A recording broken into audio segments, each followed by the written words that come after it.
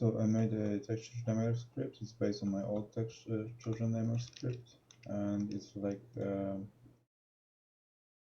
we baked a character that took like 48 hours to bake in Zbrush, and it had like 260 UDIMs or something like that.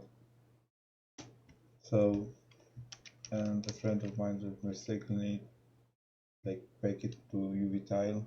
That is UVTILE. That's like a default settings for multi-max export in Zbrush. So he didn't make like a lot of textures at that point, possibly it was like making just a partial texture for this model, but if we had like to rebake something or redo something or whatever, or we would get a textures that are differently named. I think I might do a reversed version from UDIM to rename from UDIM to UVTILE 2. So anyway, we have like 3 textures that can be like named differently here, because this will be cut off either way. So we have like 3 textures. This is the UDIM 10001, like this one. I'm just gonna do my script and do 1024 and transit in 714. So just to remember, just to verify it here. So all I need is like have a folder that has separate textures here. One more thing, I made this thing that helps me out with duplicates endings. So I have this like this, and this has the same ending, but let's just proceed and I'm gonna show what I mean. So I have I'm gonna go to a Matbox version, for example, because I intentionally did a UDIM 1001 as U1v1, and now I'm gonna just insert a folder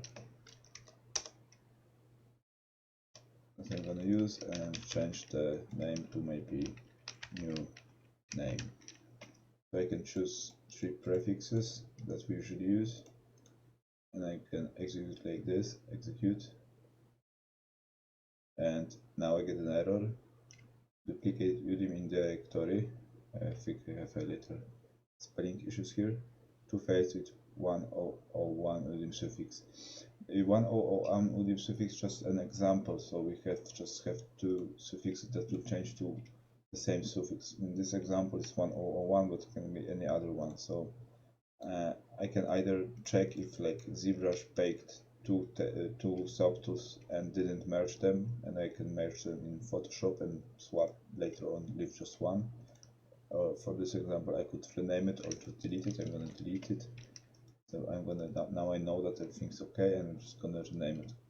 And now I'm switched to Matbox, and what will the script do? It will rename it, but it also will change the convention to Mari UDIM version is 101 and so on. So let's execute it. Okay, so we have now UDIMs 1001 and 1137 and 1240. So for I did this on purpose, like because it uses a mathematical formula to like find the UDIM, but like I found out that my friend showed me that it's like Autodesk had this formula, but I remember that something were wrong about something that I found about this one formula that I found on the internet, and on Autodesk site there's a mistake, and I'm just gonna find it. One second. Okay, so they've got this equation formula here. One second, where is it? It's not here. It was here.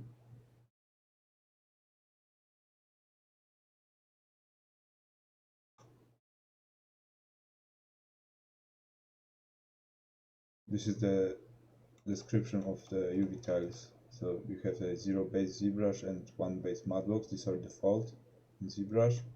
This is Madbox and this is Mari UDIM. So we usually work with these coordinates, and they work fine in Substance Painter also.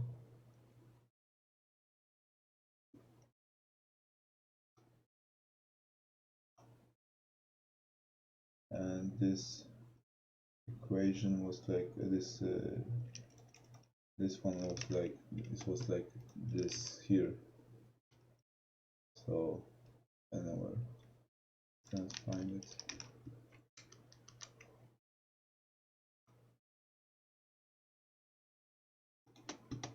UVTILE is here.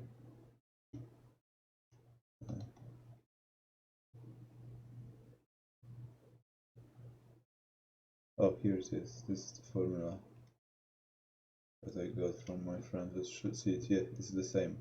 So this one didn't work. So I remember that I did this once when I was like doing a handmade, like I was converting UDIM back to UVTILE because I was like making a cascade version of UDIM but with a fail node. So every fail node had to have like its own placement node.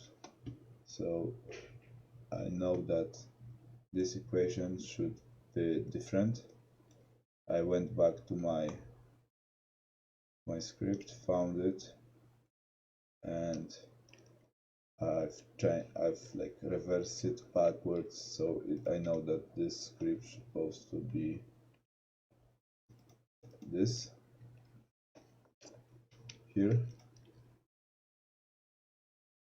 this one, or whatever, which one, I don't know. I think I can delete this. So anyway, this is the same. Okay, so just multiply it, and now like I have this here, and I know that I'm doing a UVTILE 1024. Let me just do it, copy it here, and 10 I did a 1024 and 714. So I'm gonna just go and check UDIM 101. So it's okay, it's 101. It's this one changed from U1 V1, and let's check 1137 1137 here. So it was 714, so it's okay, and 124 1240 1240 U10 V24. So to see this, I went into grid editor and changed this to 50, and this tile labels, usually this is 10 by 10, but so as we can see, UV tile is like has a lot of more of this. We can in UDIMs we can only go from 0 to 10 here. You can see that there are no more UDIMs to write, and up. And UVTILE we can go almost everywhere. We can bake it everywhere. But okay, so sometimes we just bake from in this manner, and it's okay here, but we want to rename it, like from Zbrush. Every subject gets its own unique name, so it's a bit shade, and this is why it was first of all made. So I think I'm gonna go to normal, like the new final name, for example, and I'm gonna rename it, and it's gonna keep like all the UDIM and extension, yeah, and that's it. So we can go like make the rename textures from U0 0 starting point or U1 1 starting point to UDIM with a proper naming convention that will work with a UDIM token. So okay, rename stuff that we use usually bake from Zbrush, and we are not using like a lot of textures, other textures. Thinking of adding another block that will be using like instead of color here, I was thinking about giving a custom, and when it's custom it will read a like a label here. I will add not a label, text field. It will to read it, so it could give a unique like a custom name. For example, we want to have mask aim as P or so on. So, and that's it, and it works nicely. This doesn't work, but this formula here is wrong. I wrote to a friend from Autodesk that I write with about technical issues. Hope they see the mistake here and will sort it out, because this mathematical formula here ain't right.